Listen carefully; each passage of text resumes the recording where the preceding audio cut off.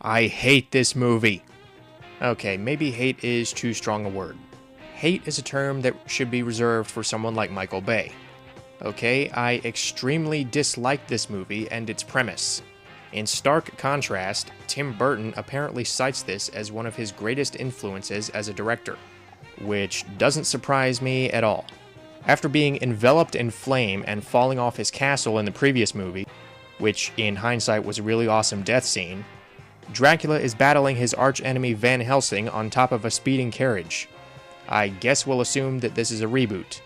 After being impaled on the wheel, the Count is defeated and turns to dust. I take back what I said about him falling in the water in Prince of Darkness. This is the most embarrassing way for Dracula to go out. The film then jumps to then modern day, 1972. In London, a group of hippies are looking for kicks when one of them suggests that they partake in a satanic ritual to quell their need for excitement. This inadvertently resurrects Count Dracula, who begins to hunt the young partygoers.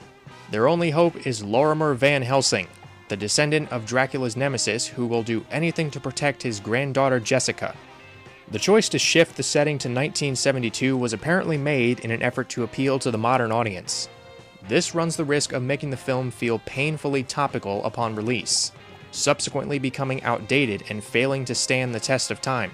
While this movie doesn't quite fall victim to that scenario in its highest severity, there is still the issue of removing one of the aspects that defines the franchise. The Gothic aesthetic and the 18th century setting were two of the strongest assets in the series. Taking them away for the sake of appealing to younger audiences just seems desperate. The music and overall style of the film just reek of 60s and 70s. In addition, the funk that they try to apply to the story and music just feels radically out of place. If there is one advantage to this film though, it has to be the return of Peter Cushing to the role of Van Helsing.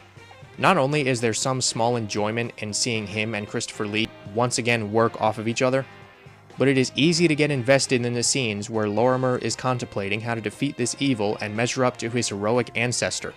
Cushing plays these scenes beautifully, and Lee, despite the painfully standard nature of the Dracula character this time around, is also as dependable as ever. Unfortunately, their efforts are hampered by the film's constant focus on the group of hippies, most of whom are just there to die and none of whom I like. Whenever they're on screen, the scenes just go on and on. I don't care. Get back to Van Helsing and Dracula, the characters we like. True, there are some scenes that harken back to the Gothic style of the previous entries, but many of them clash with the contemporary setting and are blatantly familiar. We've seen the blood ritual in Taste the Blood of Dracula, with Johnny Alucard being a subpar substitute for Courtly. No relation to Dracula, his surname just happens to be Alucard. Some people might find some enjoyment here due to the lunacy of the concept, but I found Dracula A.D. 1972 to be a thoroughly disheartening experience.